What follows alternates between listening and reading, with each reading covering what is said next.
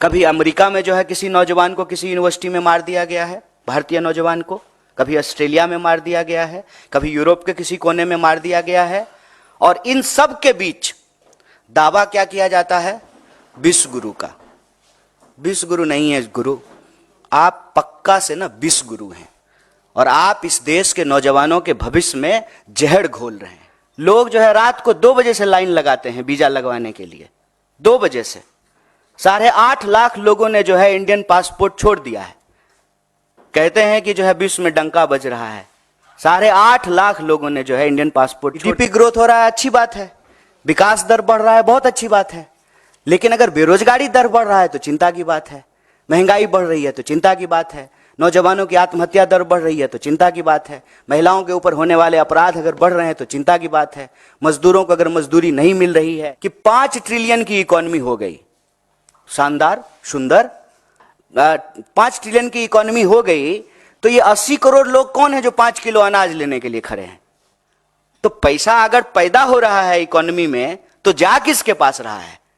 गुजरात के मुख्यमंत्री थे मोदी जी, तो प्रधानमंत्री मनमोहन सिंह जी को चिट्ठी लिख करके कहा था कि एमएसपी दुगनी कर दीजिए।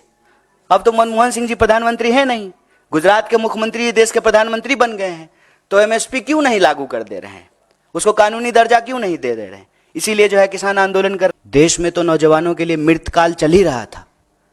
जिन नौजवानों को रोजगार नहीं मिल रहा है, अब विदेशों में भी भारतीय नौजवानों के लिए मृतकाल शुरू हो गया है। रोजगार के बड़े बड़े दावे किए गए, सरकार ने कहा कि हम हर साल 2 करोड़ नौकरी देंगे। अगर हर साल देश में 2 करोड़ नौकरी दी जाती तो शायद ये स्थिति पैदा नहीं होती।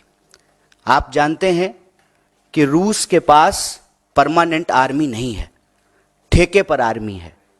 हमारे देश में भी जो है ठेके पर अग्निपथ योजना लाई गई है, ठेके पे जवानों को बहाल किया जाएगा, और वहां पर जबरदस्ती भारतीय नौजवानों को एक तरीके से बंधक बना करके रखा गया है।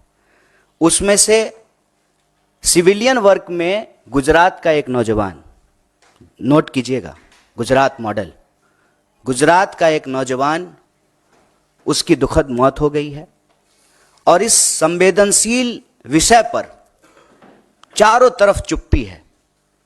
होता है ना कि मोबाइल में एक वाइब्रेशन मोड होता है और एक साइलेंट मोड होता है, तो जब प्रचार की बात आती है, फोटो आप का बात आता है, तो प्रचार मंत्री सक्रिय हो जाते हैं, वाइब्रेशन मोड ऑन हो जाता है। और देश से जुड़ा हुआ कोई विषय हो, नौजवान से जुड़ा हुआ कोई विषय हो, तो साइलेंट मोड पे चले जाते हैं।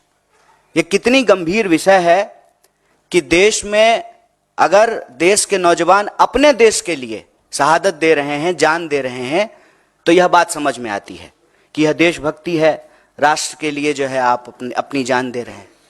दूसरे देश की लड़ाई में, दूसरे देश के वार में भारतीय नौजवानों को क्यों जाना पड़ रहा है? इसका एक सीधा संबंध यह है कि हमारे देश में जो नौजवानों के भविष्य के साथ खिलवाड़ किया जा रहा है, जिस तरह से बेरोजगारी का दंश उनको झेलना पड़ रहा है। और आप सब जानते हैं कि पिछले 10 साल में बेरोजगारी दर लगभग दोगुनी हो गई है। 45 साल में देश के इतिहास में इतनी बेरोजगारी कभी नहीं थी। भर्ती की प्रक्रिया शुरू होती है तो प्रश्न पत्र लीक हो जाता है, और पूरी की पूरी प्रक्रिया जो है वो न्यायालय के अधीन चली जाती है। और आप सब लोगों ने ये न्यूज भी शायद देखा होगा, अखबार के किसी कोने में आखिरी पृष्ठ पे होगा कि एक न्यूज और चली थी कि इजराइल में लेबर नहीं मिल रहा है इजराइल को, इसीलिए बहुत सारे माफिया देश में सक्रिय हो गए हैं अलग अलग राज्यों में। और जो हमारे देश के नौजवान हैं उनको एक तरीके से उनकी मजबूरी का फायदा उठा करके, और एक कहावत आप लोगों ने सुना होगा, मरता क्या ना करता, बहला फुसला करके, सपने दिखा करके कि विदेश में आपको नौकरी मिल रही है, देश के नौजवानों के साथ, उनके भविष्य के साथ खिलवाड़ किया जा रहा है। और इसी कड़ी में मैं एक बात और आपको जोड़ दूं, अपने बच्चों को, उनके भविष्य को बेहतर बनाने के लिए सपना देखने वाले जो माँ बाप हैं, पेट काट करके अपने बच्चों को पढ़ने के लिए बाहर भेजते हैं। और आए दिन यह खबर सुनने को मिलती है, फिर से अखबार के किसी आखिरी कोने में, कि कभी अमेरिका में जो है किसी नौजवान को किसी यूनिवर्सिटी में मार दिया गया है, भारतीय नौजवान को, कभी ऑस्ट्रेलिया में मार दिया गया है, कभी यूरोप के किसी कोने में मार दिया गया है। और इन सब के बीच दावा क्या किया जाता है? विश्व गुरु का। विश्व गुरु नहीं है गुरु, आप पक्का से ना विश्व गुरु हैं, और आप इस देश के नौजवानों के भविष्य में जहर घोल रहे हैं। और जिस तरह से देश में और विदेश में भारतीय नौजवानों की जान ली जा रही है, यह अपने आप में बहुत दुखद, चिंताजनक और संवेदनशील बात है।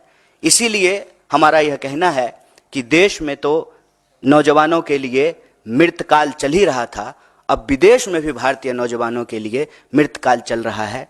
तो कोई अपना घर बार छोड़ करके कहीं और काम करने के लिए क्यों जाता है, जब आपको अपने घर बार में रोजगार नहीं मिलता है? जैसे मैं बिहार से हूँ सर, हम लोगों को पढ़ने के लिए, इलाज कराने के लिए, हनीमून मनाने के लिए, काम करने के लिए, हर चीज के लिए बाहर जाना पड़ता है। क्यों?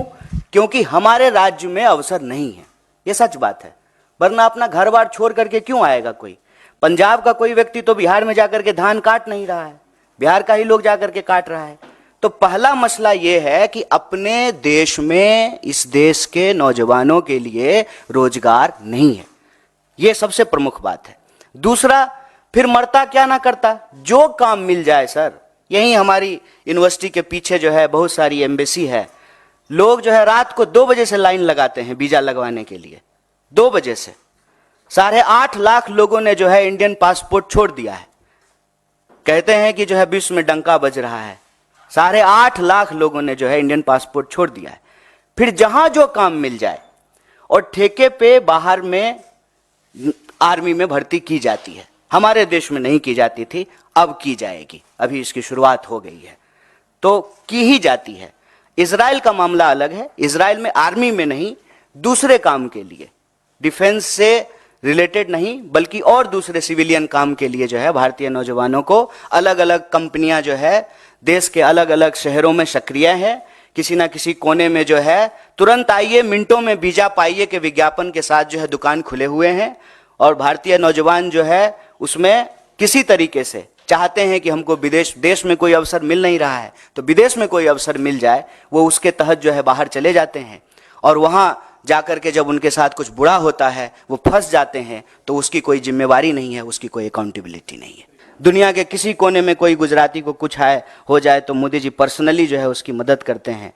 तो हम बस उनको याद दिला रहे हैं कि जो है आपका यह गुण कहाँ है, हम देखना चाहते हैं। हम चाहते हैं कि देश के बाहर जो भारतीय नौजवानों के साथ देश के अंदर जो परिस्थिति है जिसके चलते उनको विदेश जाना पड़ रहा है, तो उनके साथ अगर कुछ बुरा हो रहा है तो सरकार इसकी जिम्मेवारी ले। ये तो सरकार बताए कि कैसे गए हैं, किस माध्यम से गए हैं, स्टूडेंट वीजा पे गए हैं कि वर्क वीजा पे गए हैं कि टूरिस्ट वीजा पे गए हैं, वीजा का कैटेगरी का है, H1N1 कौन सा वीजा लेकर के गए हैं, ये तो सरकार बताएगी।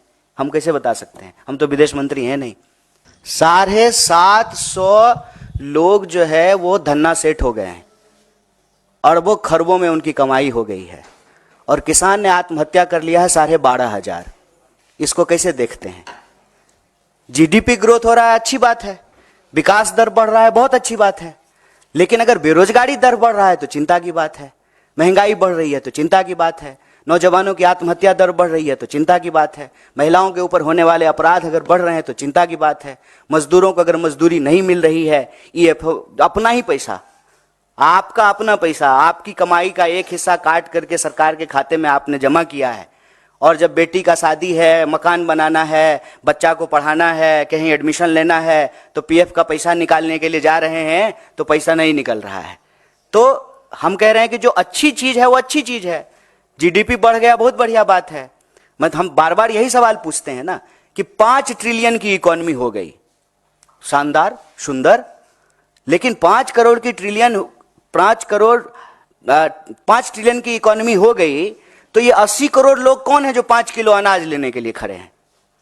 तो धन कहां जा रहा है, किसके पास जा रहा है? आंकड़ा उठा करके देखिए, जीडीपी तो बढ़ रहा है, लेकिन हमारा जनरेशन जो है इतिहास में सबसे गरीब जनरेशन है। कोई एसेट्स नहीं खरीद पा रहा है, अगर कोई एसेट खरीद रहा है तो EMI पे खरीद रहा है। तो ये जीडीपी ग्रोथ किसका है, वो देखने की बात है ना।